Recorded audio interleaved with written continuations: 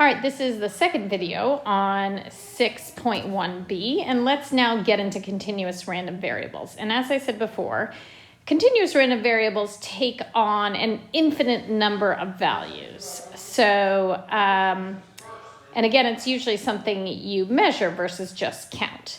So let's do this example. And also, I should mention that, and we've done a little bit of this in the past. So the way to find or to represent the distribution of a continuous random variable, unlike what we did before with the discrete, is we could have the values of the discrete and have the probability of each value occurring. Well, with infinite values, we can't do that. Instead, we represent the probability distribution by a density curve.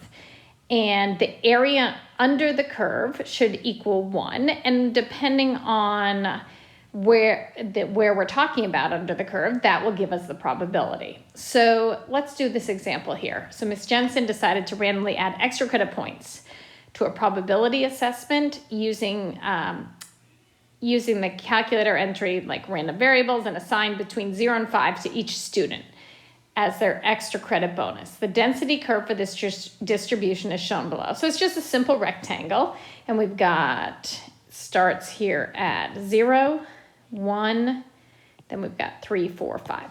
Okay. So in order to be a proper density curve, it needs to have an area that's equal to 1. So what must the height be for that to be the case? Well, we know the length of the base is 5. So base times height, or length times width, however you do that, equals 1. So that means my height here of this rectangle should be 1/5 or 0.2. All right, so 0.2. That's going to be our height. And now let's use this rectangle to figure out probabilities of getting certain values. What is the probability that a student will be randomly assigned extra credit greater than 3 points? Okay, so if I'm looking greater than 3 points, I'm looking at this area here. So I just simply have to find the area of that rectangle. First, let's do the proper notation. So the probability, my continuous random variable is greater than 3, is going to be equal to this area. 2 times the height of 0.2, so it would be 0.4, or 40% is the probability. So the difference between, as I said before, between discrete and continuous is continuous takes on this range of values. So we need to use this area under a density curve. So that begs the question, is there any difference between finding the probability greater than 3 or greater than or equal to 3? And the answer is no. Because it's a continuous variable, finding the area to the right of 3 is no different than finding the area of 3 and to the right. So those probabilities are going to be equal here, which means it's impossible to find the probability of a specific value. Because if we tried to find the probability that x equals 3, so this is going to be impossible, because if we think about the probability of continuous random variables as area, there's no way to find the area at a specific value, because that would have no width. So I can't multiply no width times the height. So it is impossible to find probabilities of specific values. We can find a probability of a range of values by looking at area. Okay, so now let's do this other one. What's the probability that a student will receive a bonus between 2.25 and 3.85? So I need to figure out what the base is. So let me just write what we're doing. Between 2.25 and 3.85. So my base is going to be the difference between these values. And that ends up being 1.6. So my area is base times height, 1.6 times 0.2, or 0.32, which is 32%. Okay, now find the point value to the 75th percentile of this distribution.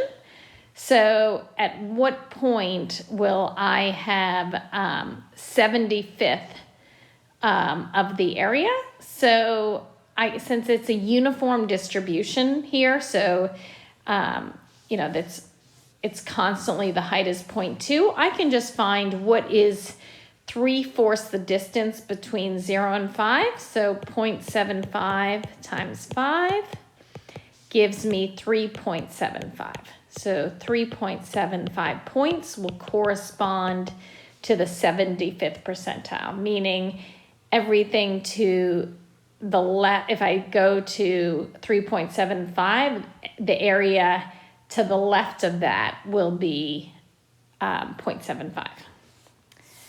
Okay, so now let's do, I challenge you here to do, I'm going to leave you to do the next one.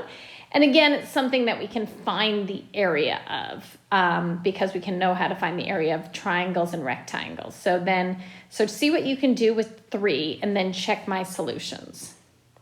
All right, so now moving to a review of what we've done in the past.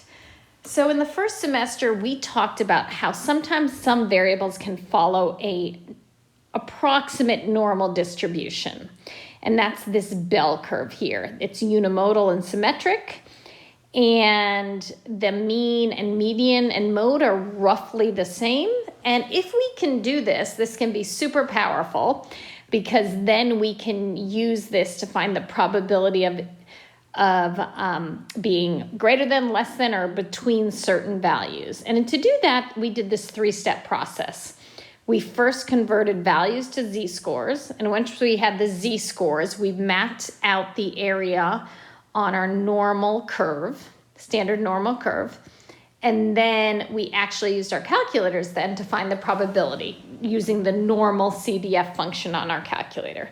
So this page here is just recapping that process and also touching a little bit on the empirical rule, which was that 68, 95, and 99.7% rule. All right, so let's go through this example like I did in class. Okay, so Fred Smiley, the owner of Rent-A-Heap Cars, has the option to purchase a lot of 200 cars. This notation is saying it's approximately normal, hence the N, and the first number indicates the expected value, or your mean, and the second number indicates your standard deviation. Fred, however, is only willing to purchase the cars if maximum of 10%, so the probability that a car is above 30,000 miles cannot be greater than 10%. So he's trying to figure out if that will be the case, and if it's less than 10%, he's going to purchase. But if it's greater than 10%, he doesn't want that many cars with over 30,000 miles. So the process is, first we're going to convert 30,000 miles to a z-score. So first let's do our notation. The probability notation is, I want to first figure out the probability of my continuous random variable being greater than 30,000. And to do that, I'm going to convert this to a z-score, so to standardize it. So subtracting my mean, divide by standard deviation. And remember, z-score tells you how many standard deviations above or below a mean a value is. And in this case, it's 1.6.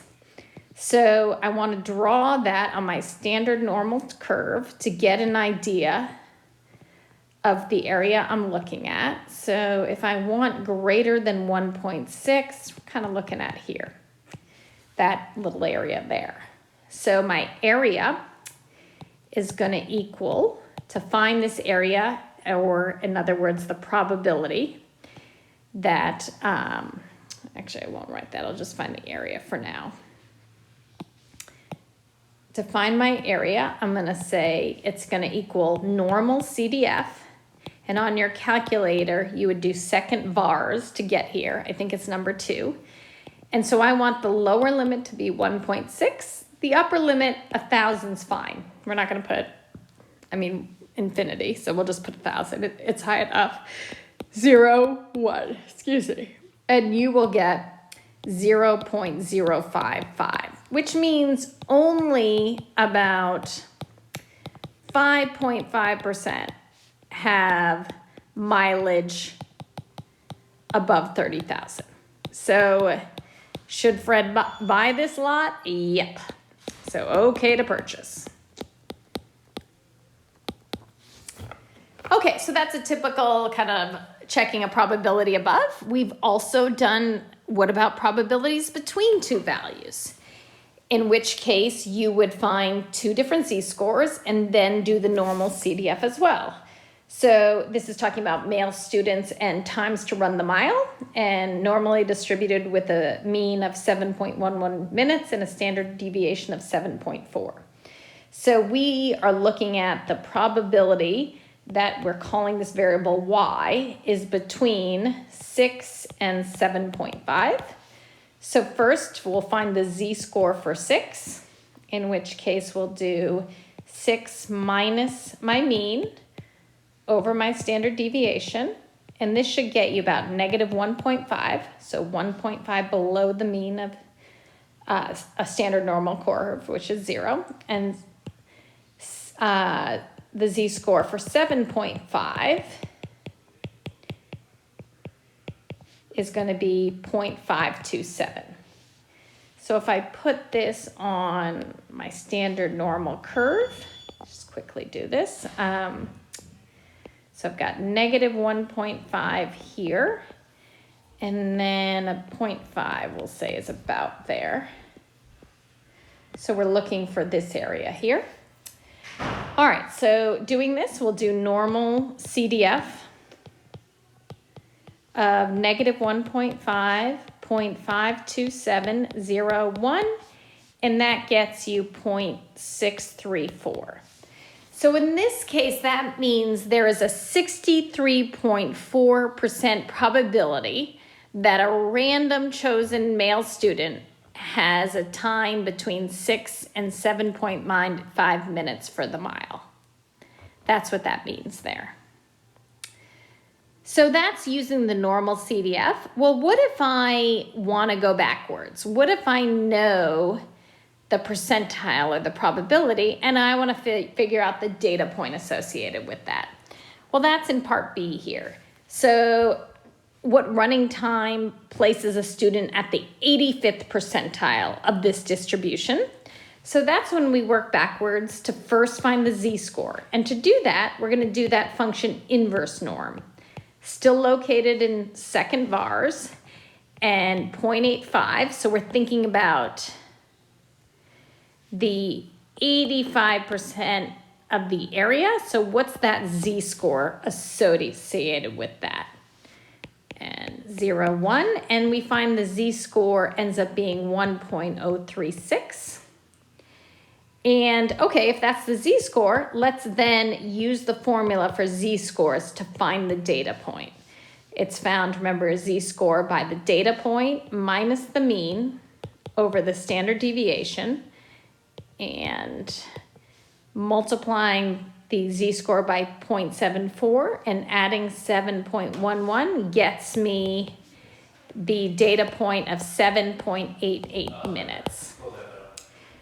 Okay, so that's 4 and 5. So now I'd like you to give 6 and 7 a try, and those who are in AP should also try, which is going to be a little bit more complicated, the AP only problem, but important. Okay.